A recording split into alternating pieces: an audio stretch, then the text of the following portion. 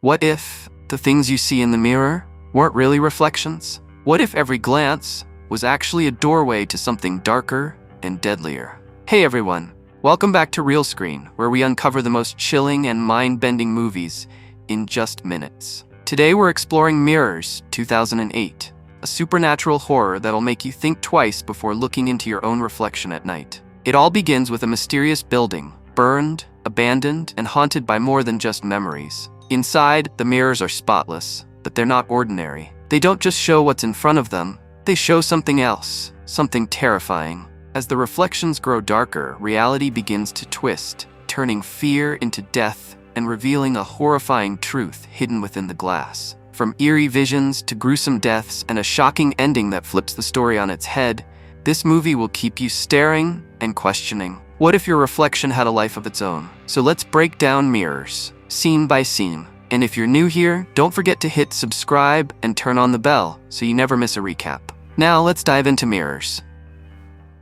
The movie begins with a scene where a man named Gary is shown running frantically through a train station, seemingly terrified of something. He rushes into a locked room, breaks the lock, and gets inside. Once in the room, he tries to escape through the window but realizes it's impossible. As he remains in the room, the doors of the locker suddenly open, and Gary sees his own reflection in the mirrors attached to them. As he approaches a large mirror in front of him, he says, "I didn't try to escape." Suddenly the mirror cracks. In his frustration, Gary throws the mirror, causing a shard of glass to fall to the floor. As he kneels down to pick up the glass, we notice that the reflection of Gary in the mirror starts to behave strangely. The reflection then grabs a shard of glass and slits its own throat. At that moment, Gary's real throat also gets cut, and he dies instantly. The scene transitions, and we are introduced to Ben, who is preparing to leave for a trip. He wakes up his younger sister Angela, and then leaves the house. Ben then arrives at a large building, rings the bell, and is led inside by the caretaker, Lorenzo. The building appears to be severely fire damaged, almost entirely destroyed. Lorenzo refers to it as the Mayflower structure that used to be the Matthews Hospital before the Meredith family purchased it in 1952. Ben asks Lorenzo how the mirrors in such a ruined building remain so clean. Lorenzo explains that Gary, the night shift worker before him, took great care in cleaning them. During their conversation, Lorenzo asks Ben why he quit his job as a detective. Ben doesn't respond, and they leave the building to head toward their living quarters. Later, we see Ben's wife Amy entering their home with groceries. Ben has just returned home and is having fun with their son Michael and daughter Daisy. Through a conversation between Ben and Amy, we learn that Ben left his job as a detective because during one of his cases, he accidentally killed someone, which is why he quit.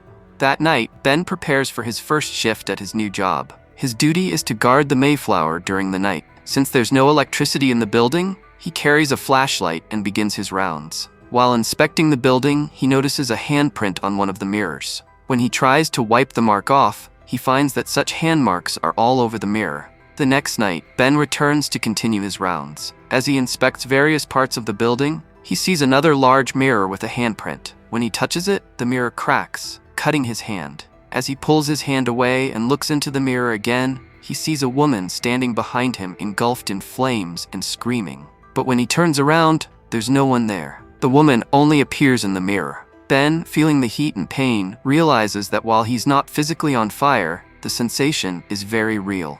As he searches the building further, he finds Gary's wallet under a table. He leaves the building, goes to a rest area, and tends to the wound on his hand. While examining the wallet, he finds a piece of paper with the name Essiker written on it. Back inside the building, Ben hears a woman screaming. As he searches for the source of the noise, he finds the room from which the scream is coming. However, when he enters, the screaming stops. He thoroughly inspects the room, but finds nothing unusual. Just as he's about to leave, he notices a hand briefly appear in a mirror.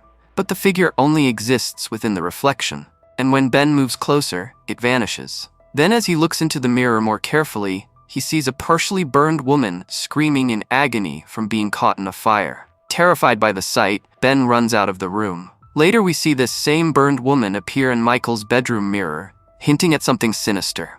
Ben, seeking answers, visits his sister Angela at her workplace, a bar, and tells her about the strange events he's witnessed.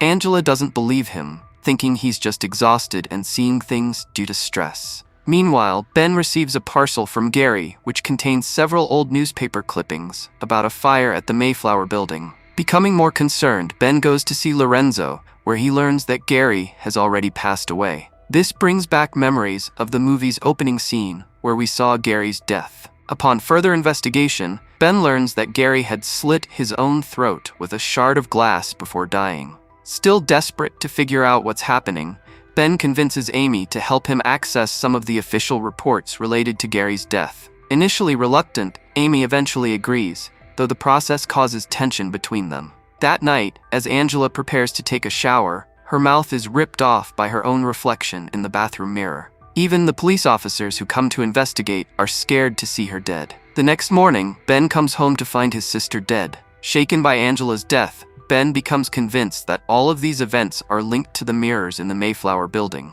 Determined to destroy them, he shoots at the mirrors, but the bullets have no effect. Frustrated and desperate, he shouts, "What do you want from me?" To his shock, the mirror responds by showing the name Essaker. Ben begins an intense investigation into the name Essaker. His search leads him to the person who caused the fire at the Mayflower, Terrence Barry. But when Ben looks into Terrence's past, he learns that Terrence died years ago. Ben also discovers disturbing footage that suggests his family, including Amy and Michael, might be in danger. Fearing for their safety, he rushes to Amy's home and removes every mirror he can find. For those mirrors he can't remove, he paints over them. Amy, arriving home, is confused and angry about Ben's actions. Ben then takes Amy outside the house with a mirror and shoots the mirror like he did in the Mayflower. The mirror breaks. Ben apologizes to Amy and leaves. He continues his investigation and eventually returns to the Mayflower building, making his way down to the basement. There he finds a hidden passage that leads him to an old plaque labeled Matthews Hospital. As he breaks through the wall, he finds a room completely filled with mirrors. Later, with the help of his friend Larry, Ben uncovers the identity of Essaker as Anna Essaker, a patient from Matthews Hospital. Larry reveals that Anna was once a patient, but at age 12, during a controversial experiment conducted by Dr. Kane, she was thought to have died. When Ben digs deeper, he learns that Anna didn't die. She simply disappeared after the experiment. Meanwhile, Amy, back at home, notices Michael acting strangely in front of the mirror. Startled, she calls Ben in a panic. He rushes back to the house, and together they cover all the mirrors with paint and newspaper, removing any reflective surfaces they can find. Ben then sets off to Pennsylvania to find Anna. Upon arriving, he visits the Essaker farm, pretending to investigate. After difficulty, he finds where Anna is. When Ben finally meets her, he explains everything that has happened and the danger his family is in. Anna reveals details about her past and how the mirrors are connected to these events. Despite Ben's pleas for help, Anna refuses. Meanwhile, Ben calls Amy only to find that Michael is missing. Amy starts searching and notices water flooding the house. She goes to the bathroom to close the taps, but as she leans over the bathtub, her face gets submerged. At the same time, Daisy wakes up and walks toward a mirror. Just as Amy's reflection is about to slit Daisy's throat, Amy manages to break free and saves her. Amy takes Daisy to a mirror-free room and locks the door, then continues her search for Michael. She soon finds Michael standing in front of a mirror holding a knife. She tries to talk to him, but Michael runs off. Meanwhile, Ben convinces Anna to help, and they head back to the Mayflower building together. As soon as Anna steps inside, the mirrors begin acting strangely. Ben takes her down to the basement to the room full of mirrors. Following her instructions, he ties her to a chair with her eyes closed. She starts convulsing. At the same time, Michael, who had been sitting in water, suddenly submerges himself as if drowning. Back in the Mayflower, the spirits trapped in the mirrors start to possess Anna's body. As Anna becomes possessed, all the mirrors in the building shatter, and Amy is able to save Michael. Ben returns to check on Anna only to find she is no longer tied. Grotesquely disfigured, Anna attacks Ben. He tries to shoot her, but the bullets have no effect. She continues to assault him. In a desperate struggle, Ben manages to free himself and shoots a gas pipe, causing an explosion. The entire place goes up in flames. Even as he escapes, Anna attacks again, but debris falls on her, pinning her down. Later, as Ben runs, another piece of debris falls on him. The next morning, he emerges from the ruined Mayflower building. Police officers and onlookers have gathered, but strangely, no one notices him. He sees Lorenzo and tries to speak with him, but then notices Lorenzo's name tag is written backward, as if viewed in a mirror. Everything around Ben now seems mirrored. Even a scar once on his left hand is now on his right. As Ben steps away, he places his hand on a glass window. The movie reveals that the reflection we see is now the real world for Ben. The film ends, leaving the audience with an eerie sense of mystery about what truly happened to him. Thanks a lot for watching this video. I really appreciate your time and support. If you enjoyed the recap, please consider subscribing to the channel, giving this video a like, and sharing it with your friends. Your support helps me bring you more amazing movie stories every week. See you in the next one.